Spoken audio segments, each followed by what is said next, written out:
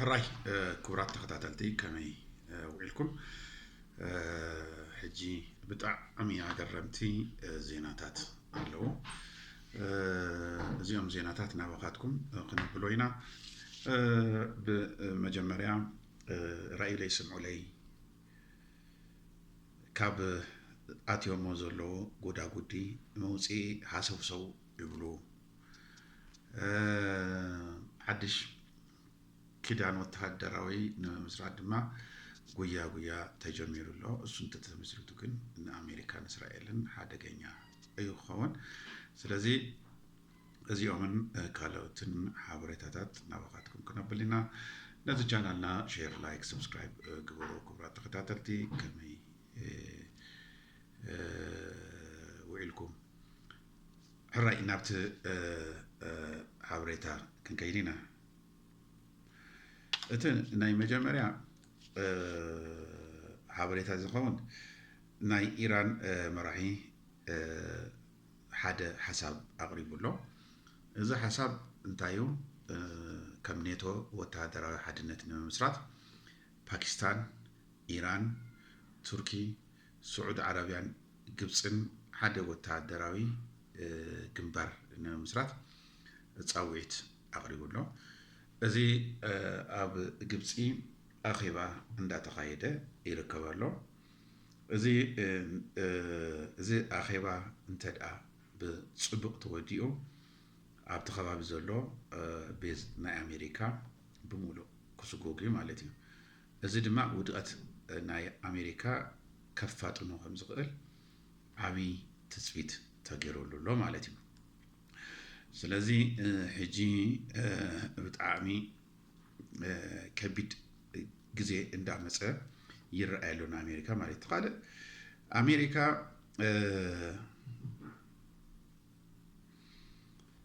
ኣብ ልዕሊ ከሊጅ ኢራን መጥቃዕተና ትገብር ጻዕሪ ገብሩሎ እስራኤልን ነዚ ነገር ብጣዕሚያ ተድግፎ ምክንያቱም ምስቲ ውሽጣ ዘሎ ናይ ምስፍሕፋሕ ናይ ምግባት ስምዒት ተሰማማዕ ስለ ዝኾነ ማለት እዩ ስለዚህ እዚ ትራምፕ ኣብ ጋዜጣዊ መብርሂኡ ኣብ ዝሃበሉ ግዜ ኔቶ ምሳና ንዑ ሓግዙና ምስ በልናዮም ኣብዮምና ጠሊሞምና እሱ ስቂልና ኣብ ቀጻሊ ድማ ናይ ሆርሙዝ ክዕፀ ከሎ ንዑ ኣካፉትና እንተበልናየውን ኣብዮምና ነፂጎምና ኣብ ጎንና ጠጠው ዝበሉ ግን ናይ ከልጅ ሃገራት እዮም ሕውነት ዝፈልጡ ሽርክና ዝፈልጡ እሙናት ሃገራት እዮም ኢሉ ኣብ ጋዜጣዊ መግለጺ ሂቡሎ እዚ ማለት እንታይ ማለት እዩ ኢራን ንዓይን ምህራም ዝተሓባበር ማንኛውም ሃገር ካርሚ ትብላላ ኣብቲ ተሃርመሉ ግዜ እሱ ይመስክራሉ እዚኦም ኣብዮምና እዚኦም ሕራ ኢሎምና ኣለዉ ይብላሉ በቲ ሓደ ድማ እንታይ ይብላሉ ትራምፕ ድማ ንሕና እንታይ ገዲሱና እዚ ናይ ሆርሙዝ መጻብዎ ኣይንጥቀመሉና ንምንታይ ክርትው ኢሉ ዝዕፅው ኣይግድሰናን እዩ ዝብል ድማ በቲ ካልእ ድማ ይዛረባሉ ማለት እዩ እዚ ማለት ነዚኦም ሃገራት ኢራን ዝበጥዮም እንዳበለት እያ ኢራን ዝበጥዮም እንዳበለት እያ ስለዚህ እዚ ምዝባጥ ግን እንታይ ጥቕምሎ ንኣሜሪካስ እንታይ ጥቕምሎ እንተዳይልና ንኣሜሪካ ይኸውነስ ንእስራኤል እዩ እቲ ነገር የቃልሎም ዘሎ ማለት እዩ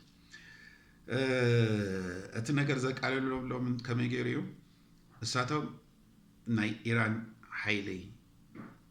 የቋርፁ ናይ ኢራን ካምፓኒታት ሃርሙ ፈሊጦም ኢራን ድማ ነዚ ኩሉ ሃገራት ኩሉ ነገር ተዕኑ ብፍላይ ማይ ኤሌክትሪክ ሕጂ ምግቢ ኣያቶንዩ ኣብ ብዙሓት ገልፍ ሃገራት ኣብ ሱፐርማርኬት ጥሩሕ እንዳኾነ እዩ በቃ እኽሊ የለን ማለት እዩ ዝብላዕ ስለዚ ሓደገኛ ኩነታት እንዳኣተወ እዮም እሳቶም ተሓቢኡ ዝኣቱ ክሳብ ክንዲዝን ህዝብስ ከርሁ ዝኽእል ነገር የለን ነቶም ዓበይቲ ሰባት እንተዚ ኮይኑ እዚ ከምዚ ከሎ እዚኦም ሃገራት ኢራን ኩሉ ነገር ተዳኽመሎ ምስ ተዳኸመትሎ ምሳቶም ደቕደቕ ኢሎም ካኣቱ እዮም ዝደልዩ ዘለዉ እዚ ሩኢን ንፁሩን እንዳኾነ መፂሎ ስለዚ እቶም ኣባላት ሃገራት ኣብቲ ከባቢ ዘሎ ገልፊ ሃገራት ክነቕዕሉ ዘለዎም ሓድሽ ነገር እዩ ምክንያቱም ክነቕሑ ኣለዎም በቃ እዚኦም ሰባት ንዓቶም ዝጠቕሞም እንዳመሰሉ ንዓቶም ዝጎድኡ ስራሕ እንዳሰርሑ እዮም ነንሕድዱ ክበሃል ትራምፕ ኣብዚ ሰዓት ከምዚ ዓይነት ሓበሬታታት ምፍናው ነቲ ከባቢ ክሳብ ክንደይ ሓደገኛ ከም ዝኾነ ይፈልጥ እዩ ግን እንዳፈለጥ እዩ ነዚ ነገር ኮነ ኢሉ ዝፅይቆ ዘሎ ማለት እዩ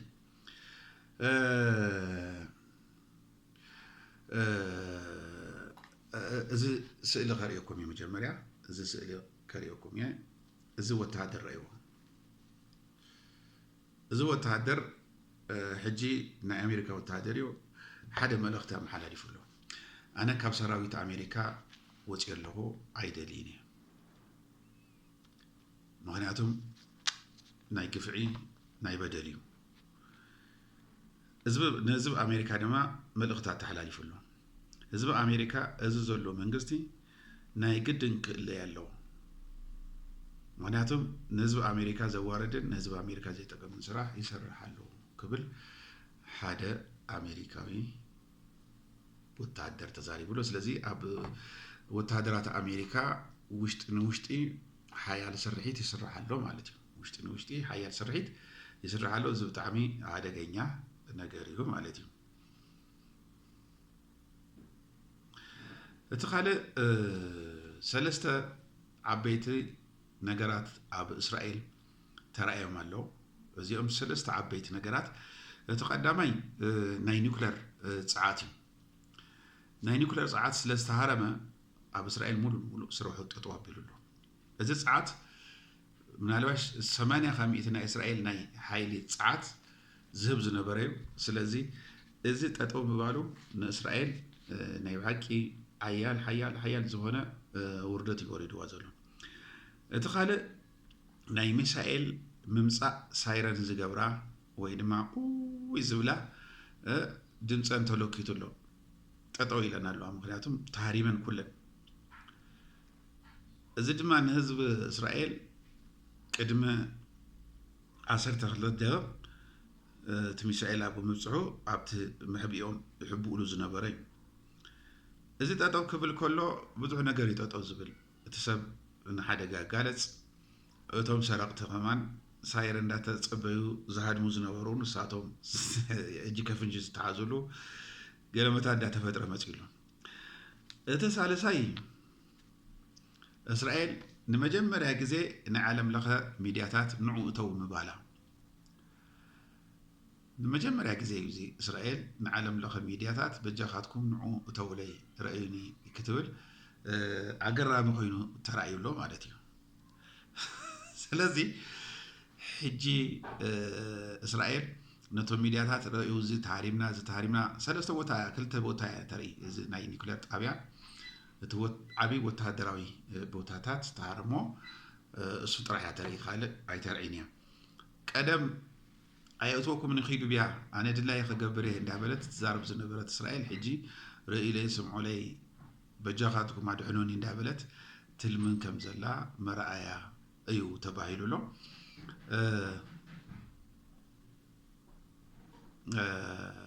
እዚ ኣገራሚ ኮይኑ ተራእዩሉ እቲ ካልእ ትራምፕ 6 ትሪልዮን ካብ ኸሊጅ ሃገራት ወሲዱ እዩ ነይሩ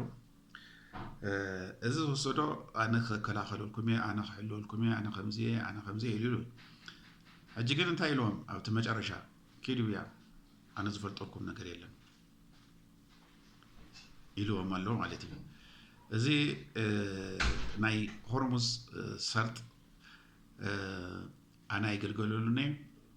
እንተተልዩ ክርትም ኢሉ ዘይዕፀው ይብል በቲ ካልእ ድማ ካብዚ ዘለዎ ሽግር ንምውፃእ ድማ ፃዕሪ ገብር ኣሎ ካብዚ ዘለዎ ሽግር ንምውፃእ ዝገብሮ ፃዕሪ ድማ ሓያል እንዳኾነ እዩ ብዙሕ ናይ ዲፕሎማሲ ፈተነ ፈቲኑ ኣሎ በዚ ብዙሕ ናይ ዲፕሎማሲ ፈተነ እዚ ፃዕሪ ከይ የተሳኽዐ ተሪፉ ኣሎ ሕጂ ድማ እቲ ናይ መጨረሻ ፈተነ ብናይ ሕቡራት መንግስቲ ኣቢሉ መፂሎ ማለት ሕቡራት መንግስቲ እዚ ነገር ተሓላቂ ናይ ዓለም ኮይኑ መፂሉ ጥፋኣተኛ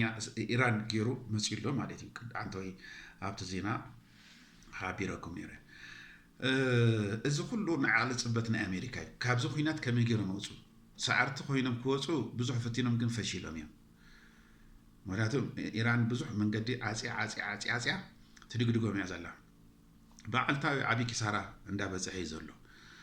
ስለዚ ሕጂ ብሕቡራት መንግስቲ መፅያ ኣላ ማለት እዩ ሕቡራት መንግስቲ ኣሎ ድዩ ሙት ዝመተ ውድብ ወላ ሓንቲ ነገር ክገብር ዘይኽእል ውድብ ኣምፂኻ ከምዚ ዓይነት ስርዓት ህድማ ንቅድሚት ተወፃሉ መንገዲ ተናድያ ዘላ ግን ኣይከኣልን ሕጂ ሕቡራት መንግስቲ ክጅምር ከሎ ኣሎ ድዩ የለን ሓንቲ ነገር ክገብር ኣይክእልን ድምፁ ጠፊኡ ሓንቲ ነገር ክውስን ዘይኽእል ቀደም ኣሜሪካ ዝበለቶ ጥራሕ ዝፍፅም ዝነበረ እዩ ሕጂ ክፍፅም ስለዘይከኣለ ኔቶ ማለት ቪቶ ጌርካ ሩስያን ቻይናን ክድ እንዳበልዎ ስለዝኾነ ንዕኡ ገዲፉ ኣብ ካልእ ከይዱ ነይሩ ሕጂ ተመሊሱ ናብኡ ትራምፕ እቲ ባህርያቱ እንታይ ኣይደለኩምን ይብሎም መሊሱ ድማ ይልምኖም ሕጂ ንኔቶ ከምኡ እዩ ምዕራባውያን ከምኡ እዩ ገይሮዎም ኪዱ ኣይደለኩም ኢሎም ሕጂ ድማ መሊሱ ንዕኡ ተው ይብሎም ሕጂስ እቲ ናይ ኣረጊድ ድዩ መሲለኒ ናይ ምሕሳብ ክእለቱ ነኪዩ ድዩ ኣይዶን ኣይፈልጥን ወይ ድማ ዲክታተር ኮይኑ ኣብ ዓለም ድላዩ ዝገብር ኮይኑ ተሰሚዕዎ ድዩ ሕጂ የለን ከምኡ ናይ ምግባር ከይዲ ሓሊፍ እዩ ዘመኑ ሓሊፍ እዩ ክቡራት ተኸታተልቲ ናይ ሎሚ መደብና ነዚ መስል ስለተኸታተልኩም ይቐኒየለይ ፅባሕ እንሆ ምሸት ብካልእ መደብ ይረኸበና ቻው ቻው ሰላም ዋዕሉ